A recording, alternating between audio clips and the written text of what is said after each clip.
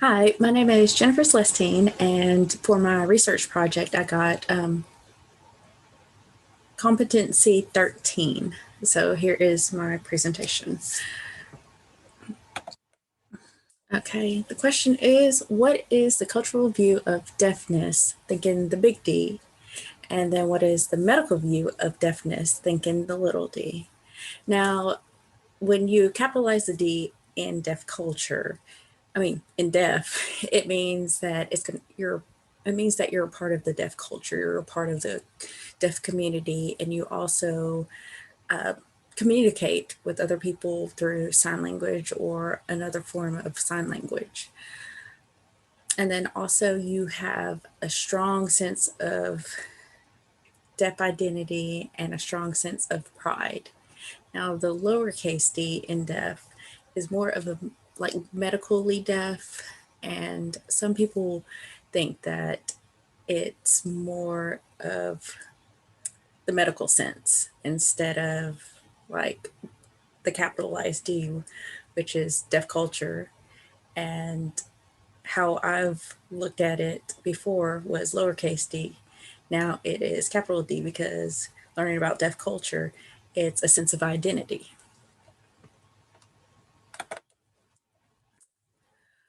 What are some of the popular topics being discussed in deaf education? What I found out, the popular topics were programs for deaf and hard of hearing students have advanced, and there's more advanced programs, more interactions, and there's a little bit more programs that have sign language and then closed captions and also SimCom and sometimes sign English. And then another popular topic is that there's applications out there for students to engage in class. We used to not have that kind of technology, but now we do. We can be able to, what is it, FaceTime with each other. And so you can FaceTime with somebody and you can sign if you want to with them. And before you wouldn't be able to, you would have to use the TTY to communicate. And then there's also other apps where it will teach you sign language, different types of sign languages. Another important topic that's popular is the resources for parents of deaf and hard of hearing children. There used to not be that much information. It used to be very taboo for a hearing person to have a deaf child or for a child being deaf. There were so many different remedies that needed to be done to the child that were not necessary, that actually harmed them more than helped them. So there's research done and resources out there that will inform parents more about a student with hearing loss or who is deaf. Now, what is being researched? What is mainly being researched is the cochlear implants. It's still controversial topic with the deaf community, but some of them have leaned towards the cochlear implant, and there's a little bit more technology that can be done. Many of the babies now can be implanted with a cochlear implant instead of have a child having to wait about 6 or 7 years to have an implant. Then another research is also hearing aids. Hearing aids have advanced. Like hearing aids used to be able to have that big hearing aid and you'd see it on your ear. Now they have it where you can't see it. And also it is connected to Bluetooth where you can hear a doorbell ring, you can hear your phone ring, you can answer your phone and use your hearing aid. So there's so many different things in deaf education that are popular topics and stuff that is research that will help students and parents and inform them more. Now, what is bilingual biculture? Bilingual is, everyone knows, bilingual is two languages. Some people think it's Spanish and English or English and Spanish, but it's also American Sign Language and English for deaf education. Now, the bicultural part is the two cultures having to know, like the deaf culture and your family culture, and identify with the deaf community. So those two come together as one, and a person that is deaf and hard of hearing sometimes will go through this. Now, whenever the child is learning ASL and that's their first language, the ASL can be used for English, to learn English, to learn different words in English, also to read it in English. You can also do printouts and organize certain signs in the same order as spoken English. Then there's like spoken and written forms that students can work on to help them learn more about English words, because I know in ASL there's sometimes no English word for a certain sign, or there's not a sign for a certain English word. Now, another thing is the teacher should have a background in ASL and understand the students' cognitive and communication skills before attempting to educate them in English. Because like English vocabulary words, they'll need to be practiced through a form of sign language. Like you can use the signed English, or you can use the signed exact English to help a child understand an English word or English phrase, or even help them in their writing and their reading in English. Another form is total communication, and sometimes it's misunderstood, it's misinterpreted, and also it misapplies certain terms, because there's three different communications for total communication. Like you can use the C2, the signed English, and the case. And depending on the student, some students will know one of those, or they'll know ASL, and then some of them will not know ASL or any sign language, so you would have to help that child. Now, an alternative is going to be in the next slide. It's the auditory oral, where the child speaks. Now, since there's different communications, you would have to see where the student's level is in communicating, see where they're at, because every student's going to be different.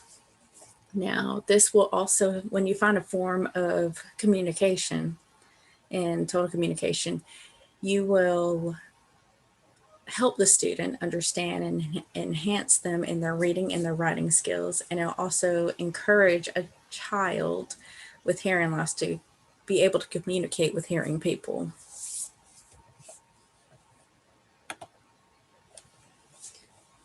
Auditory oral.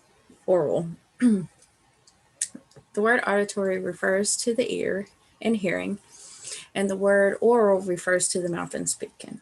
So with the hearing, depending, sometimes if a child has a cochlear implant, you can use this method to help them. It will help them speak, be able to speak, use their hearing as much as they can, and also be able to read lips and use other clues to understand what a hearing person is saying, and also help them to be more responsive to hearing children. This is kind of controversial too to the deaf community, because they feel like they shouldn't have to speak. And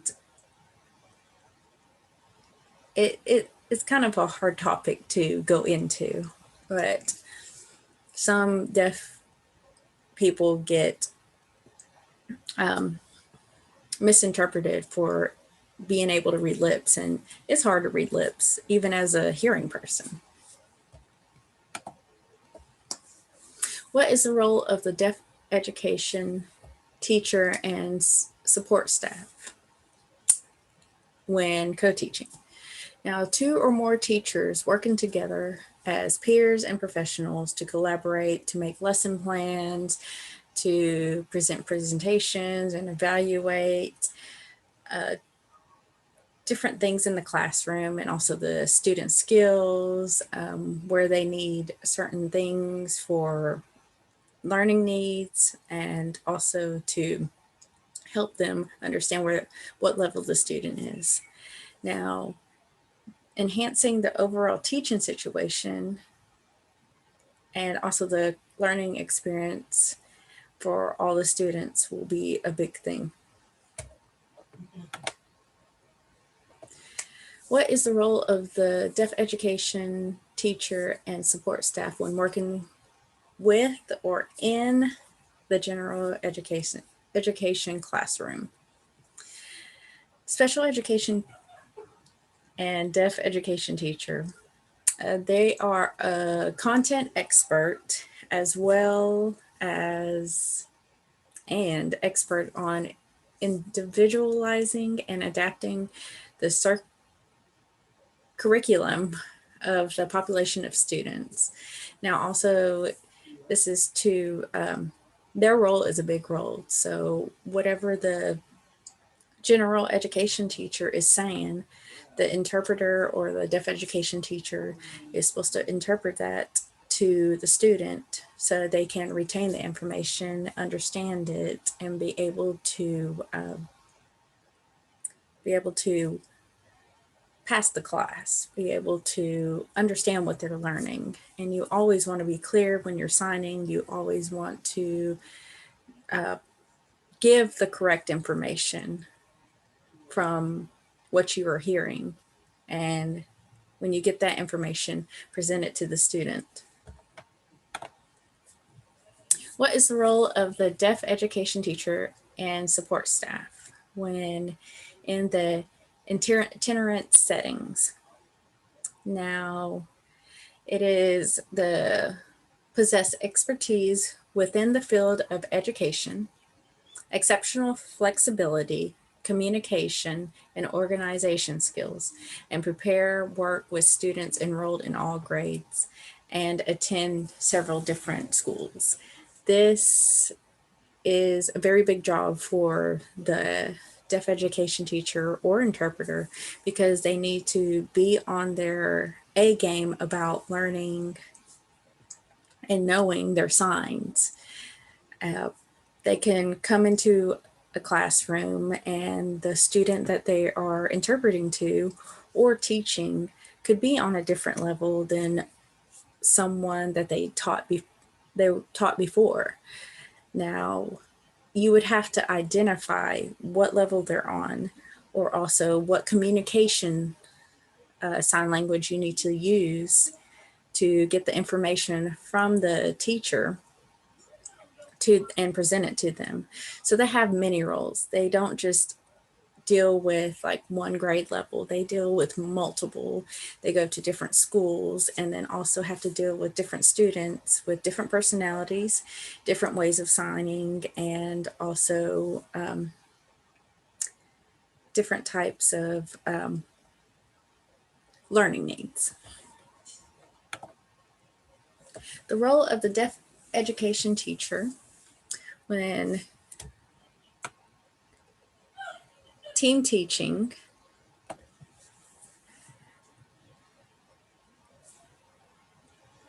Okay, the role of the deaf education teacher support staff when team teaching. So like when team teaching with a general education or team teaching with a general special education teacher.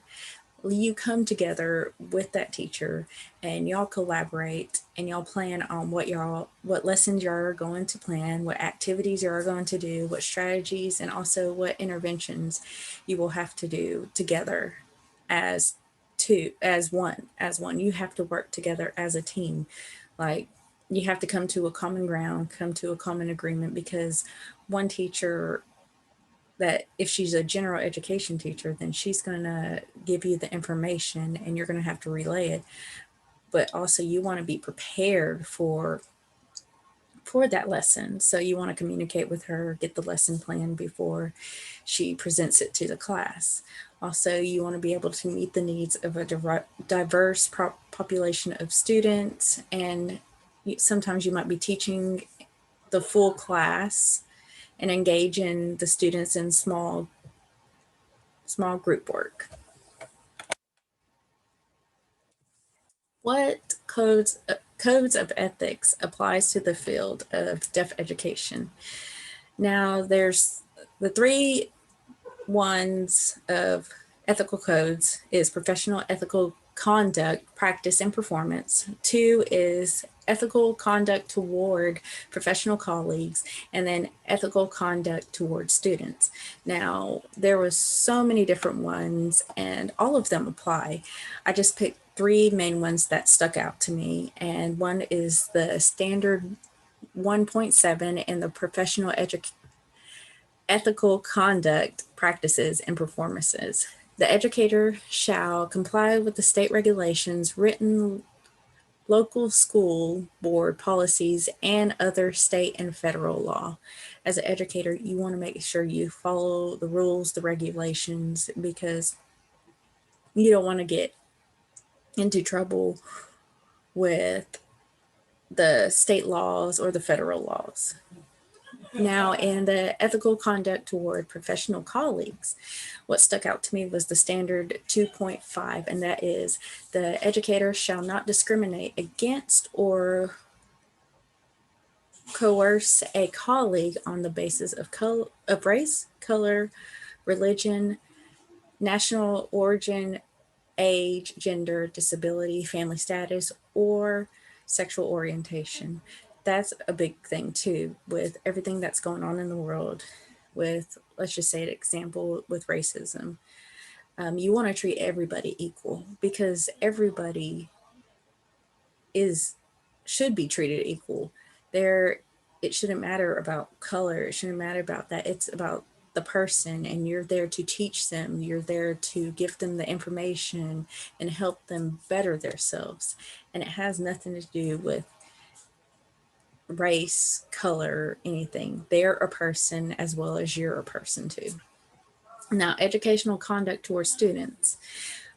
Standard 3.4, it says the educator shall not exclude a student from participating in a program, deny benefits to a student, or grant an advantage to a student on the basis of race, color, gender, disability, national origin, religion, family status, or sexual orientation.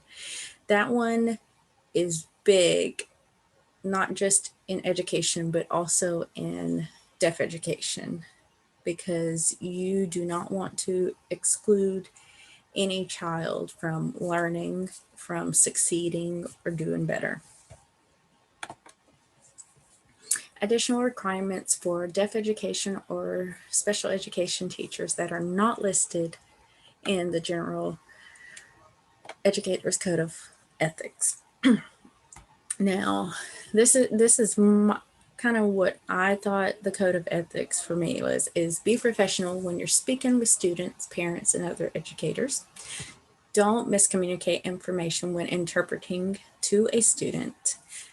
Maintain trust, encouragement to each student, and there's no favoritism.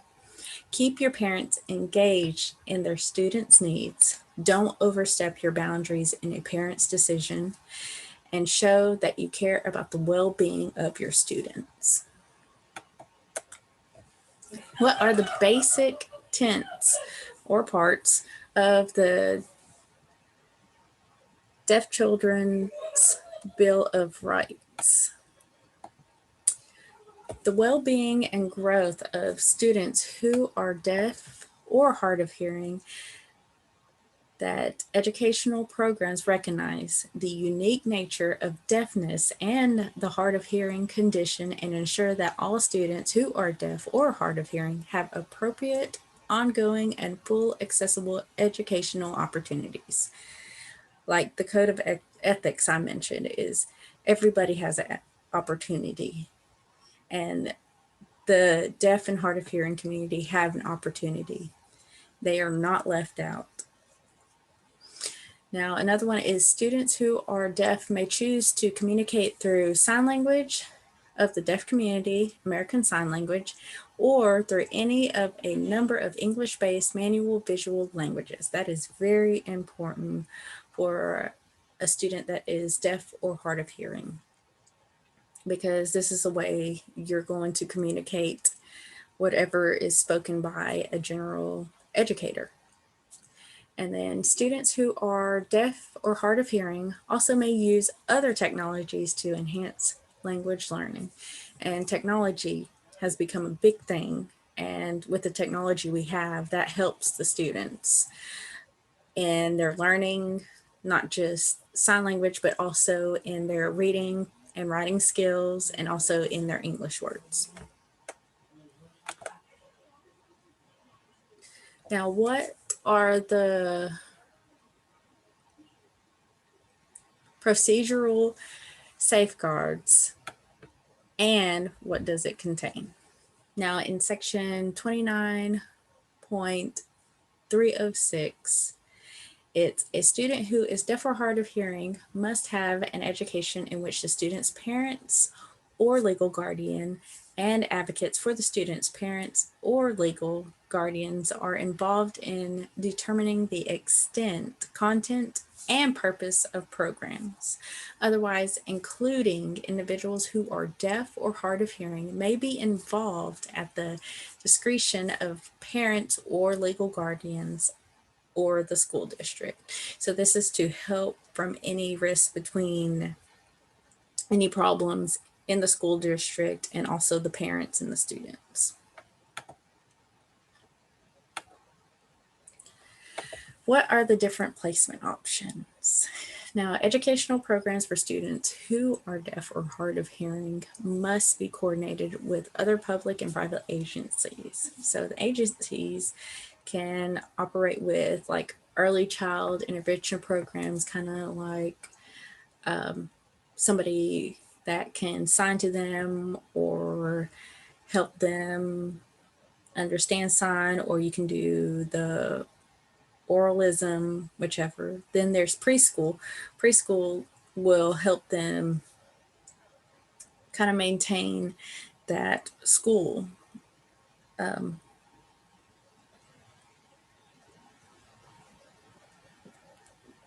the school routine. And then agencies operating child development programs. These agencies will help your child when they're developing and growing and also trying to find their identity, not just in the deaf culture, but sometimes also in hearing, depending if they're profoundly deaf or if they're hard of hearing. Agencies operating regional occupational centers and programs. And then the Texas School of the Deaf. The Texas School of Deaf is a residential school, and everyone in that school, the students are deaf or hard of hearing, and some of the teachers are too, and that's a good program to be into. How do the placements contribute to cultural identity? Now the student. You want to expose them if they're deaf or hard of hearing, just depending on where they want to, what community. You want them to find their identity, who they are, what they're meant to be.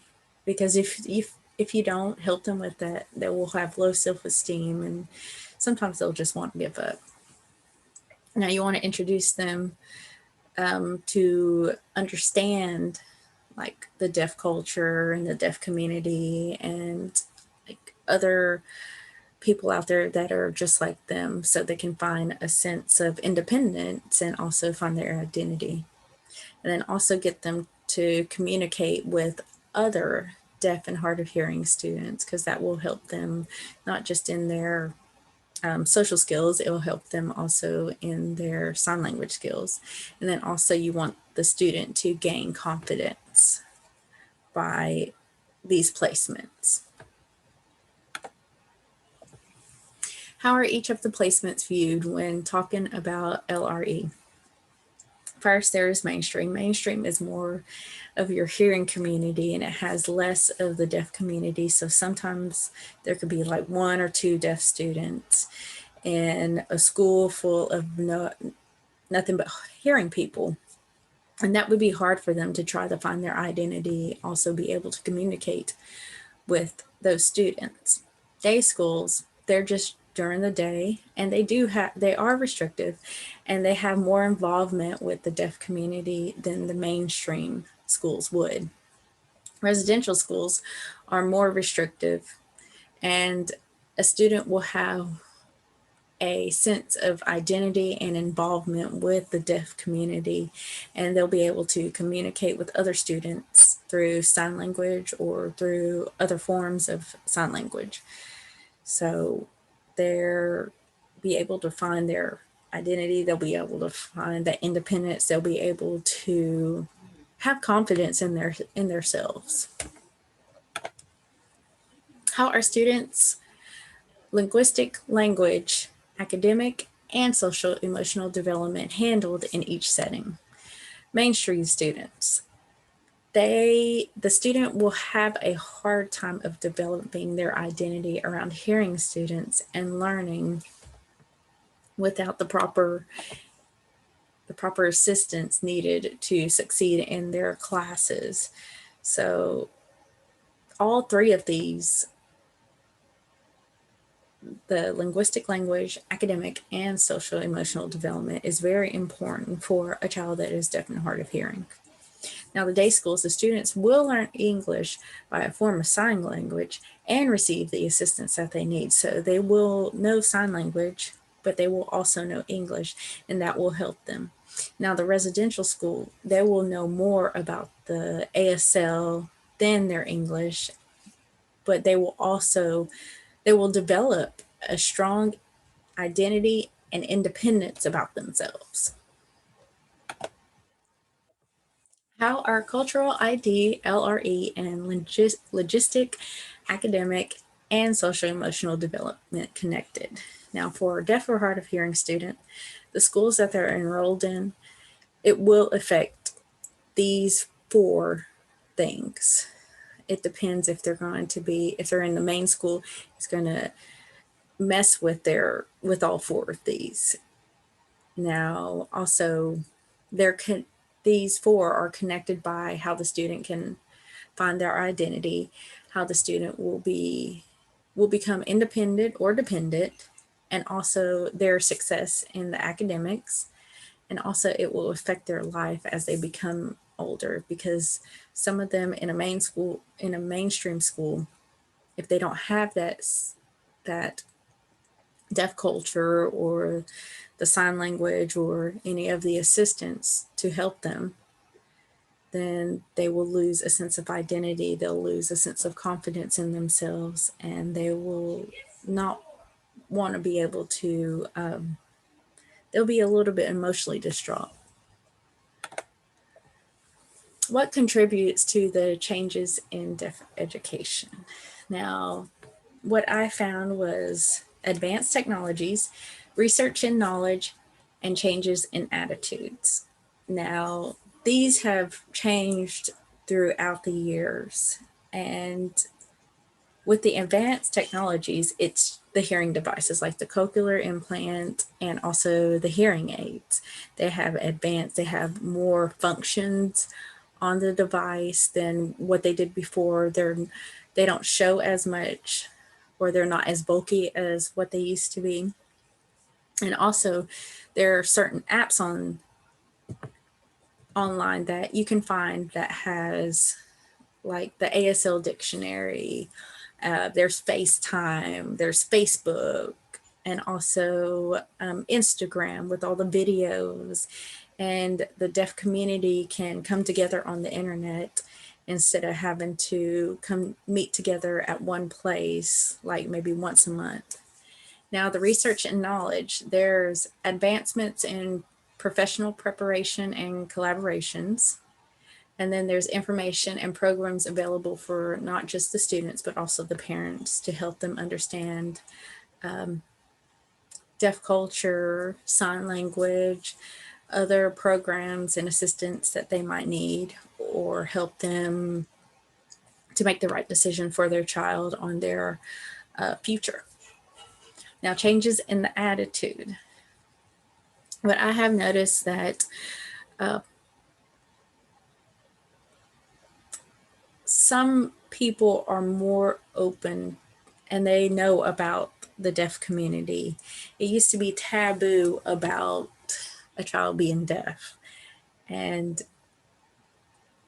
now you're able to learn about deaf culture. You're able to learn about deaf community. You're able to get that assistance to help your child to succeed in life. Now, another change in attitudes is there's more information and about deaf culture. There's more information about deaf education, and also what I think is important is deaf etiquette. Deaf etiquette is a big thing. And what was very hard to hear when learning deaf culture is people would refer to deaf people as what is it, mute or deaf and dumb. And I was baffled by hearing that somebody would say that about somebody they don't know. And that's what you don't use, because there's so much culture that is so pure in the deaf culture that you learn about the etiquette, what to do, what not to do. Also, you learn that they are just like everyone else. They're not excluded, and people exclude them. So more and more people are starting to open up and not look at deaf people as what they used to be looked at before, because they are nothing like that. They are just like everyone else, and they have so much culture. It is amazing to learn. So that's my presentation. Thank you.